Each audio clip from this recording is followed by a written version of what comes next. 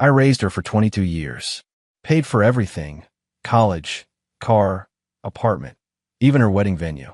Then she looked me in the eye and said her wedding was yesterday, just for special people. A week later, she called screaming about unpaid rent. I replied, "Didn't I tell you? My name is Lloyd Bannister. I'm 55 years old, and I've spent the last 22 years being a father to a girl who wasn't mine by blood, but was mine in every way that mattered. Or so I thought. I own a chain of laundromats and dry cleaners, for locations spread across the metro area. Nothing fancy, but honest work that provided a good life. Good enough to raise Tessa, put her through college, help her get started in the world. The moment it all changed happened on a Tuesday morning. I'd stopped by her apartment to drop off some things she'd left at my place during her last visit. Wedding planning materials. Actually, seating charts, vendor contracts, fabric samples. She'd been using my dining room table as her command center for months. I knocked. Tessa opened the door, phone in hand, still in her pajamas, even though it was nearly 11. Behind her, I could see moving boxes. That struck me as odd. She hadn't mentioned moving. "Hey, Dad," she said, not quite meeting my eyes. "Thanks for bringing that stuff." I handed her the box. "No problem, sweetheart. Hey, I was looking at my calendar this morning and realized you never told me the final date for the wedding. I want to make sure I don't schedule anything that weekend." She glanced at her phone, then back at me. Something flickered across her face. Not guilt exactly. More like inconvenience. "Oh," she said, her voice too casual. "That was yesterday. Just for special people." I stood there, still holding the empty space where the box had been, my arms frozen in place. The words didn't make sense at first. My brain tried to rearrange them into something that hurt less. "Yesterday," I repeated slowly. Tessa nodded, already turning back toward her apartment. "Yeah, we kept it really small. City Hall, then a dinner. You know how it is." I didn't know how it was. I didn't know anything anymore. "Special people," I said, testing the words in my mouth like broken glass. She shrugged, one shoulder lifting dismissively. "It was Wesley's family mostly, and Mom. We didn't want it to be a whole thing." Mom. She meant Francine, the woman who abandoned her when she was 6. The woman who missed every birthday, every recital, every parent-teacher conference for 15 years. That mom got an invitation. I did not. I wanted to rage. I wanted to demand an explanation. I wanted to ask her how she could do this, how she could erase me so completely. But something in her posture, the way she was already half turned away, the impatience in her stance, told me she'd already made her choice. Anything I said would just be noise to her. So instead, I did something I'd never done before. I said nothing. "I see." I finally managed, my voice flat. Tessa glanced at me, maybe hearing something in those 2 words that gave her pause. But then her phone buzzed, and whatever moment we might have had evaporated. "I've got to take this," she said, already stepping back. "Thanks again for bringing the stuff, Dad." The door closed. Not slammed. Just closed. Like I was a delivery driver who'd completed his task. I walked back to my truck, got in, and sat there for a long time. I didn't cry. I didn't punch the steering wheel. I just stared at the dashboard and felt something fundamental shift inside me. 22 years of being a father, and I hadn't even known my daughter got married. That evening, I sat at my desk at home and opened my laptop. I pulled up the folder where I kept all of Tessa's financial records. Rent payments, tuition installments, insurance premiums, car payments, the wedding venue deposit I'd paid last month, $3,000 for a wedding I wasn't invited to attend. I stared at the numbers for a long time. Then I opened a new document and titled it Account Closure Plan. If I wasn't special enough to witness her wedding, then maybe I wasn't special enough to keep funding her life. It was time to find out what special really meant to Tessa, and time for her to learn what it felt like to stand on her own 2 feet. The next morning, I didn't call Tessa, didn't text. For the first time in 22 years, I let silence fill the space between us. She didn't notice. Or maybe she did and just didn't care. Either way, my phone stayed quiet. I went to work like normal. Checked on my 4 laundromat locations, reviewed the books, handled vendor calls. But between tasks, I kept pulling up that spreadsheet. The numbers were staggering when you saw them all together. Rent on her downtown apartment, $1,400 a month. I've been paying it for 3 years. Her car payment, $350 monthly. Title in my name. Insurance too. Health insurance through my business plan. $200 a month. Student loans. I paid off the entire balance last year. $32,000. Thought I was helping her start life debt-free. Then there were the smaller things. Phone bill. Streaming services. That premium design software subscription she needed for work. $50 a month. Her gym membership. Even her damn grocery delivery service. I'd set everything to auto-pay years ago. Back when it felt good to support her. Back when I thought I was building something. A relationship. A bond. Turns out I was just funding someone's life while they built their future around people who mattered more. My business partner, Kenneth, noticed I was distracted. We were in the back office of the main location, going over quarterly projections. "You all right, Lloyd?" Kenneth asked, setting down his coffee. "You've been staring at that screen for 10 minutes. I looked up. Kenneth was a good man. Been working with me for 15 years. Knew about Tessa, had watched her grow up. "Tessa got married," I said flatly. His face lit up. "Hey, congratulations. When's the reception?" "I'll make sure to." "Yesterday. Or the day before." "I wasn't there. Wasn't invited." Kenneth's smile died. "What?" "She told me it was just for special people." He stared at me, processing. "Lloyd, you raised that girl. You're the only father she's ever known. Apparently not special enough." I turned the laptop toward him. "I've been paying for everything in her life. Everything. And I just found out she values me, somewhere below a mother who abandoned her 20 years ago." Kenneth looked at the spreadsheet, his jaw tightening. "What are you going to do?" "I'm going to stop." I pulled the laptop back. "All of it. Today." "Today." He raised his eyebrows. That's a big move, Lloyd." "She made her move first," I said calmly. "I'm just responding to the reality she's created. If I'm not family enough for her wedding, I'm not family enough to subsidize her lifestyle." Kenneth nodded slowly. "Can't say I blame you. But be ready. When the money stops, she'll notice real quick." "I'm counting on it," I said. That afternoon, I started the process. First, I called my insurance broker and removed Tessa from my business health plan. Effective immediately. Then I logged into my bank and canceled the automatic rent payment scheduled for next week. Stopped the car payment authorization. Pulled her off the phone plan. One by one, I severed every financial thread that connected us. My finger hovered over the final button, the one that would close her access to the joint credit card I'd given her for emergencies. She had maybe $1,500 charged on it right now. I clicked it. Done. I sat back, feeling nothing. No satisfaction, no anger. Just a cold, mechanical certainty that I was doing the right thing. Tessa wanted to define who was special. Fine. Now she'd learn what happened when you weren't. Sunday morning, 1 week after the wedding I wasn't invited to attend, Tessa and Wesley threw a celebration brunch. I knew about it because Wesley's aunt, Pearl Hooper, accidentally tagged me in a photo on Facebook before quickly untagging it. But the damage was done. I'd seen enough. The restaurant was called Harvest Moon, one of those trendy farm-to-table places downtown with exposed brick and overpriced mimosas. In the photo, Tessa sat at the head of a long table, Wesley beside her, both of them glowing. Around them, maybe 20 people. Wesley's family, some friends I didn't recognize. And there, 3 seats down, Francine. My ex-wife looked different. Hair styled, nails done, wearing what looked like an expensive dress, playing the role of mother of the bride. The mother who'd walked out when Tessa was 6 because motherhood wasn't her calling. Those were her exact words in the divorce papers. I zoomed in on another photo someone had posted. Wesley was standing, glass raised, mid-toast. The caption read, "To family who always believed in us." Always believed. I believed in Tessa when she wanted to quit college sophomore year. Believed in her when she switched majors 3 times. Believed in her when she took that low-paying marketing job instead of the corporate position I'd helped her get an interview for. And Francine, she'd sent a birthday card. Maybe. Once every few years. But she got invited to the brunch. She got to sit at that table, bask in the celebration, pretend she'd been there all along. I set my phone down and walked to my home office. Pulled out the metal lockbox from the closet where I kept important documents.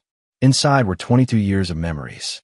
Report cards, recital programs, the adoption papers, photos of Tessa at every age, usually with me, teaching her to ride a bike, at her high school graduation, moving into her first apartment. There was one photo near the bottom. Tessa at 8, gap-toothed smile, holding a construction paper card she'd made. Best dad in the world, written in crayon with hearts all around it. I stared at it for a long time. Then I put everything back in the box and closed it, filed it away like evidence in a case that was already decided. My phone buzzed. A text from Kenneth. Saw the brunch photos. You holding up okay? I typed back. Fine. Just finalizing some things. What I was finalizing was the last piece. The one I'd been holding back on, giving Tessa a small window to reach out, to apologize, to acknowledge what she'd done. She hadn't. I opened my laptop and navigated to the property management portal for Tessa's apartment building. I'd co-signed her lease 2 years ago when she didn't have enough credit history. Technically, I was on the hook for her rent. I drafted an email to the landlord, informing him I was withdrawing as co-signer effective immediately. Legal clean done. They'd either need Wesley to replace me or Tessa would need to find a new place. Then I opened the file for the commercial properties I rented for my laundromats. 3 of them came through Wesley's firm, Hooper Real Estate Group. Wesley himself had handled 2 of the transactions. I called the primary agent I worked with there, a woman named Linda. Lloyd, good to hear from you. What can I do for you? Linda, I'm considering consolidating my properties. Might be moving some locations. Wanted to ask, how much notice do I need to give if I don't renew the leases? Oh, she paused. Well, you've got 90 days on 2 of them. The third one is month to month. Thinking of relocating. Just exploring options, I said. Thanks, Linda. I wasn't relocating, but Wesley didn't know that. And when those leases came up for renewal in 3 months, I'd make my decision based on how Tessa handled the next few weeks. Family who always believed in us. Fine. Let's see how much they believed when the foundation started shifting. It took 5 days for Tessa to notice. 5 days of silence before my phone finally rang with her name on the screen. I was at the main laundromat, restocking change machines, when it buzzed in my pocket. I glanced at it, let it ring twice more, then answered. Lloyd Bannister. Dad. Tessa's voice sounded stressed. Hey, I've been trying to reach you. Have you? I kept feeding quarters into the machine. I haven't seen any missed calls. Well, I texted. A few times. I hadn't responded to the texts. One had been a meme about marriage. Another asked if I could recommend a good dry cleaner for Wesley's suits. As if nothing had happened. What can I do for you, Tessa? I asked, my tone professional. Distant. Okay, so, something weird is happening. My rent payment bounced. The landlord sent me this really aggressive email about late fees, and I checked my account, and the money just isn't there. Did something happen with the transfer? No transfer happened, I said calmly. I stopped making them. Silence on the other end. Then, what do you mean you stopped? I mean exactly that. I'm no longer paying your rent. But why? Dad, I don't understand. Did I do something? The question was so absurd, I almost laughed. Did she do something? Like excluding me from her wedding was just a minor oversight. Tessa, I said, keeping my voice level, you got married a week and a half ago. You didn't tell me. You didn't invite me. You said it was just for special people. I thought a lot about that phrase. And I've decided that if I'm not special enough to be part of your life's important moments, then I'm not special enough to fund them either. Oh my God. Her voice shifted, defensive now. Are you serious? You're punishing me because of the wedding. I'm not punishing you. I'm adjusting my financial commitments to reflect the relationship we actually have, not the one I thought we had. This is insane. She was getting louder now. You're being petty. Petty, I repeated. Interesting word choice. Tell me, Tessa, how much is your rent? $1,400. You know that. And your car payment? $350, but health insurance. She hesitated. I don't know. $200 maybe. You don't know, I said quietly, because you've never had to think about it. I've handled everything for so long. You don't even know what your own life costs. That's going to change. Dad, please. Her voice broke a little, shifting tactics. Wesley and I are stretched thin right now. The wedding cost more than we planned, and he's waiting on a big commission that won't come through for another month. We can't afford rent and everything else right now. That's unfortunate. You'll need to figure it out. Can you just cover it this once? I'll pay you back. That phrase, I'll pay you back. She'd said it 100 times over the years. Never followed through once. No, Tessa, I can't. Can't or won't. Both. I closed the change machine and locked it. You made your choice about whose family. Now I'm making mine. This is unbelievable. You're really going to do this? Over a wedding. This isn't about a wedding, I said, my voice harder now. This is about 22 years of being your father and finding out it didn't mean anything. You erased me. Tessa, you don't get to be surprised when I stop showing up. I heard her breath catch. For a moment, neither of us spoke. Then she said, voice cold, fine. We'll figure it out ourselves. We don't need you. Good, I said. Then this shouldn't be a problem. I hung up before she could respond. 10 days after I stopped the payments, Tessa called again. This time I was having dinner at my favorite diner, the kind of place with vinyl booths and coffee that never stops coming. I saw her name on the screen and almost let it go to voicemail. But curiosity won. Hello, Tessa. I said her name, not sweetheart, not honey, just her name. Dad. Her voice was tight, strained. The rent and the tuition payment are both overdue now. Did you forget to transfer them? There was the exact phrasing for my preview text. I've been waiting for this moment. Didn't I tell you? I said calmly, taking a sip of coffee. Silence. Then, tell me what? That I was stepping back. We had this conversation already. Tessa, I'm no longer covering your expenses. But I thought you were just upset. I thought you'd cool down and... Cool down. I set my cup down carefully. This isn't anger, Tessa. This is clarity. You made it very clear where I stand in your life. I'm responding accordingly. Dad, please. Her voice shifted to something between panic and anger. The landlord is threatening eviction. The university put a hold on my account. I can't even register for next semester's classes.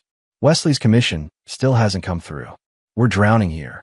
That sounds difficult, I said evenly. What are you going to do about it? What am I?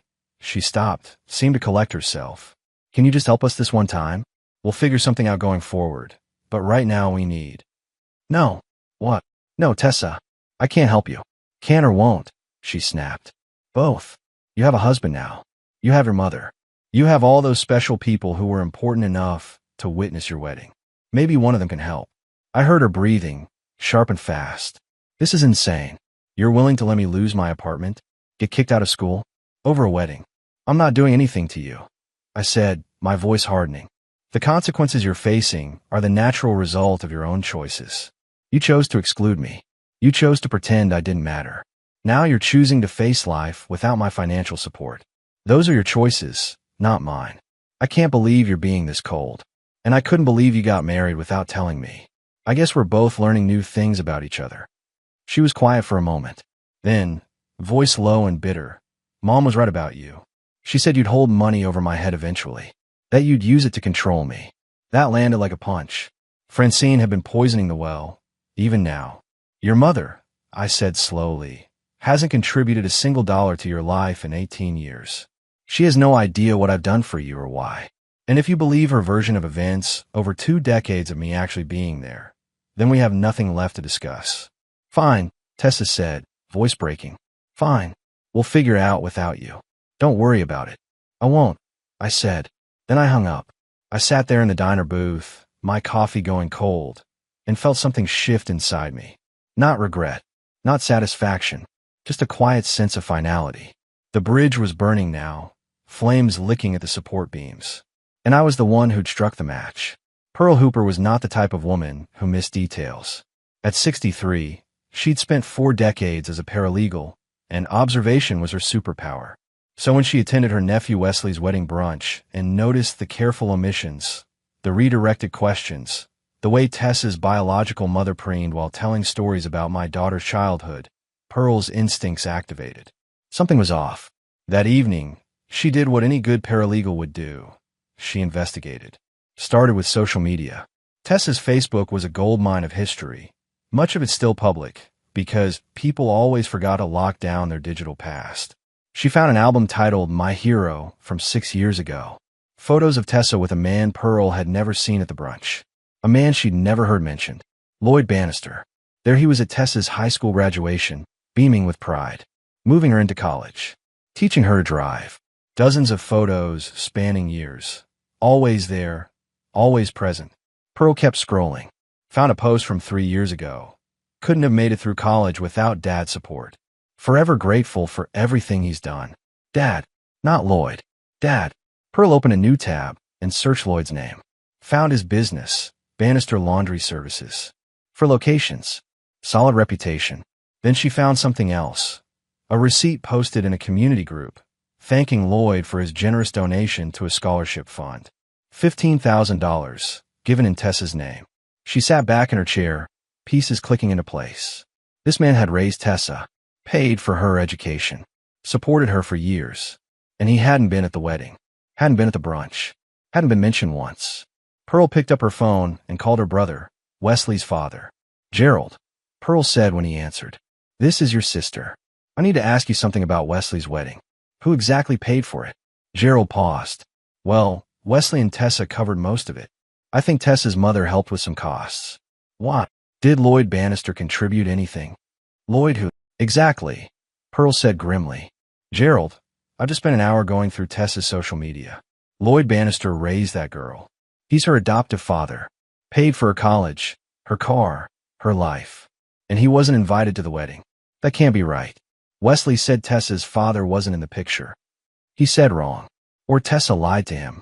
Either way, there's a man who gave 2 decades of his life to that girl, and she erased him completely. Wesley needs to know what kind of person he married. Gerald was quiet for a moment. You're sure about this? I'm looking at the evidence right now. Photos, posts, thank you messages. It's all here, Gerald. That girl cut out the man who raised her and replaced him with a woman who abandoned her as a child. And nobody at that brunch had any idea. What do you want me to do? Tell Wesley the truth, Pearl said firmly, before he gets in any deeper. Because if Tessa can do this to the man who raised her, what's she capable of doing to your son? Wesley Hooper sat across from his father and Aunt Pearl in his parents' living room, a manila folder open on the coffee table between them. Inside were printouts, screenshots, photos, posts spanning years, all featuring Lloyd Bannister and Tessa. This doesn't make sense, Wesley said, flipping through another page. Tessa told me her father left when she was young, that her mom raised her mostly alone. Pearl leaned forward, her voice firm. Wesley, your wife lied to you. Lloyd Bannister adopted Tessa when she was 2 years old. He raised her, paid for everything, her education, her car, her apartment. He even paid the deposit for your wedding venue, $3,000. Wesley's face went pale. The venue deposit? But Tessa said her mother covered that. Francine hasn't contributed a dime to Tessa's life in nearly 20 years, Pearl said, pulling out another printout. Look at this. A post from Tessa 3 years ago thanking Lloyd for paying off her student loans. $32,000. Wesley, that's who you excluded from your wedding. Wesley stood up abruptly, pacing. She said it was just going to be intimate. City Hall. Just immediate family. And Lloyd wasn't immediate family. Pearl's voice was sharp. The man who raised her wasn't immediate family, but a woman who abandoned her as a child was. Gerald, Wesley's father, spoke up quietly. Son, you need to understand what this means. If Tessa can rewrite history this completely, if she can erase the person who gave her everything, what else is she capable of lying about? Wesley stopped pacing, running his hands through his hair. I need to talk to her. Before you do, Pearl said, standing and gathering the papers, you should know something else. Lloyd owns multiple properties through his business. 3 of them are locations you're currently managing at your firm. Your biggest accounts, Wesley. And from what I understand, those leases are up for renewal soon. Wesley's stomach dropped. You're saying you might pull them? I'm saying, Pearl said carefully, that the man you and your wife excluded from the most important day of her life also happens to have significant influence over your career. And right now, he has every reason to take his business elsewhere. Wesley sat back down heavily. His wedding, his marriage, his career, all of it suddenly felt like it was built on sand. What do I do? He asked quietly. Pearl placed a hand on his shoulder. You figure out who you actually married, Wesley, and then you decide if that's someone you want to build a life with. That evening, Wesley came home to find Tessa at the kitchen table, laptop open, clearly stressed. Bills were spread out around her. Rent notices, university statements, credit card balances. We need to talk, Wesley said, his voice flat. Tessa looked up. Not now, Wesley. I'm trying to figure out how we're going to pay rent. Dad still hasn't transferred. Don't call him that. Wesley interrupted. Tessa blinked. What? Lloyd. Don't call him Dad. Not after what you did to him. Her face shifted, defensive. What are you talking about? Wesley pulled out his phone and opened the photos Pearl had sent him.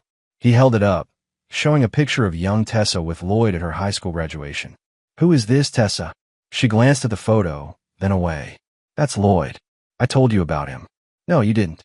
You told me your father wasn't in the picture. You told me your mother raised you. But Lloyd Bannister adopted you when you were 2. He paid for your college. All of it. He paid for your car, your apartment, your life. He paid $3,000 for our wedding venue. A wedding he wasn't invited to. Tessa stood up, her chair scraping against the floor. Who told you all this? Does it matter? It's true, isn't it? She crossed her arms. It's complicated. It's not complicated. Wesley's voice rose. You lied to me. You told me you were independent, that you'd worked your way through college. But the whole time, there was a man funding everything, and you erased him from your life story. From our wedding. I didn't erase him. He and I we grew apart. Tessa, there are photos of you from 2 years ago calling him the best dad in the world. That's not growing apart. That's deliberate. She turned away, staring out the kitchen window. You don't understand. My mom, my real mom, she wanted to be part of my wedding. It was important to her. And Lloyd, he was always so controlling with money, always making me feel like I owed him. He was controlling. Wesley's laugh was bitter. Tessa, he paid for everything and apparently never asked for anything back. That's not controlling. That's being a father. And you cut him out like he was nothing. Tessa whirled around, tears starting now. So what? You're on his side now.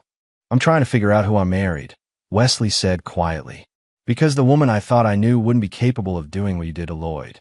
And I'm wondering what else you've lied to me about. I haven't lied. Stop. Wesley held up his hand. Just stop. I need some time to think. I'm going to stay at my parents' place tonight. Wesley, please. Do you have any idea what you've done?